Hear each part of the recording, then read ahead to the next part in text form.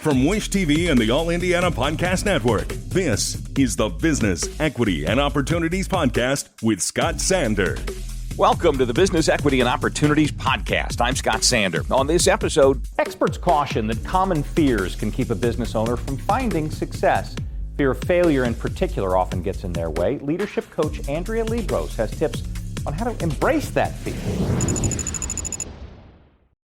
Every business is unique and has a target audience. If you own or manage a business, Circulus Digital Media can help you connect and grow your customer base with turnkey digital solutions that are nimble, offering best-in-class results, service, and support to reach a bigger customer base, allowing you to pinpoint a specific audience down to the smallest details.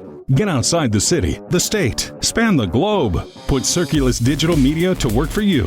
Get started now at circulusdigital.com. That's circulusdigital.com. This is Business, Equity, and Opportunities. Getting started. I really encourage my clients to make a list of 25 things that they are willing to fail at every year. Along with creating goals that are smart or smarter, and we can go back to all those acronyms, I like to help them create what I call wild goals. And the W stands for willing to fail. You have to be willing to fail at something in order to achieve it. And I push them to say, okay, if you're going for more revenue, or if you're gonna try to grow your team, what are 25 things that you're gonna do that you are willing to fail at? And this is hard. This is hard work. Usually people can come up with some pretty obvious ones, but being willing to have hard conversations, being willing to put yourself out there, being willing to switch up how you're going to approach something, being willing to hire, and maybe the person isn't the right hire, but you're not going to maybe know that until they're in there for a couple months. So wild goals, the W stands for willing to fail at it. The I stands for ignite and impossible. So whatever you're actually willing to fail at, or whatever you're going after, it has to light you up, and you have to kind of think it might be a little impossible, right? So again, that kind of plays into the fail. If you think everything's possible, then you already would have done it. So you've got to think it's a little impossible. L is let it be easy. What if it was easy? Like, does this have to be hard? Can we think about it in a way that feels comfortable to you? I never even talks about uncomfortable. What if it was just easy? Like, why do we have to add things on? People are great at adding complicated things onto the process.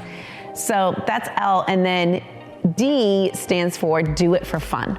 So you and I have talked about doing things for fun, but again, I'm going back at the fun factor. And you'd think that failing and fun kind of opposites, but a lot of times we have fun in the process of trying something. So in the result may not be what you wanted it to be, but was it fun along the way? Did you learn? I like to say there is no such thing as failing. You're either winning or learning. So maybe it's not a fail, but it's not the result you wanted, but you learned something along the way. So I think that 25 fails list is kind of a mind-blowing experience if you really put pen to paper on it. And you're gonna access things in your mind that maybe you hadn't thought about before. So I presented this, and then I just got really quiet and I said, I'm gonna give you 5 minutes. I'm not talking for 5 minutes, and I want you to create this list. And some of the feedback that I got was I don't think I've spent 5 minutes silent, putting a pencil to a piece of paper, thinking about all the things I'm willing to try. It's rolling around in my head as I'm driving, I'm in the shower, I'm talking to a client, but just getting really quiet and putting on a paper, that was welcomed space to think. So that was recent feedback from my 25 fails activity. I think one of the tenets of thinking big, so the title of my book is She Thinks Big, one of them is securing support. I call it securing support. So that really means having that, I call it your own personal board of directors. It's as if you were working for some big corporation, there's a board of directors. Who's on your board of directors that's not necessarily telling you what to do, but that you can go to for advice, for insight, for really kind of the truth. When we talk about numbers, who are you going with to discuss the numbers, or are you just discussing it with yourself? Because if you're just discussing it with yourself, you're making up lots of stories.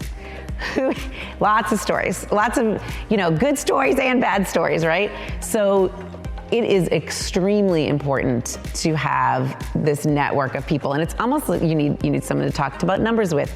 You need someone who you can have legal advice from. You need someone that kind of represents who your ideal client is. You've got to have someone that's not in your business I like to say, to read the label or to tell you what the hard truth, what's going on outside. That can be a coach. It's really probably not a colleague because they're in there with you. And it's not necessarily a mentor either. Mentors, there's a difference between coaching and mentorship. Love both, but they fill different roles. So you kind of need both too. It's great to have someone industry specific to be a mentor, but I think it's important to have someone that's not in your industry to be a coach that can really see what's going on outside, because you're in it. I mean, I have a coach. Like I can't run my own business by myself, and I have a team of people. But yes, so securing support, thinking about it as your own personal board of directors, and I'm going to throw one other thing, investing in it. It is worth putting time, money, and brain power, energy into these people. Like that is your number one investment. If you're not investing in that support, you'll grow, but not nearly at the rate that you could, and it's going to be harder. It's not going to be easy. Our thanks again to all the contributors who joined us for this episode of the Business Equity and Opportunities podcast. We hope you found it enlightening, useful, and inspiring. You'll find more information about the show on our website, BEOshow.com. You can watch Business Equity and Opportunities Sunday mornings at 10 on Wish TV or live stream it through wishtv.com. Each week we provide 7 full segments with topics ranging from how to get started and how to access capital to the day-to-day running of your business and questions about accounting and bookkeeping. We feature business news and trends and always share a success story from one of our contributors. Join us next time for more insights into the world of small business.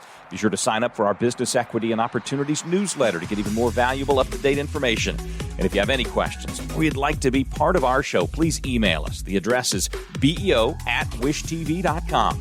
We'd love to hear from you. I'm Scott Sander. Thanks for listening.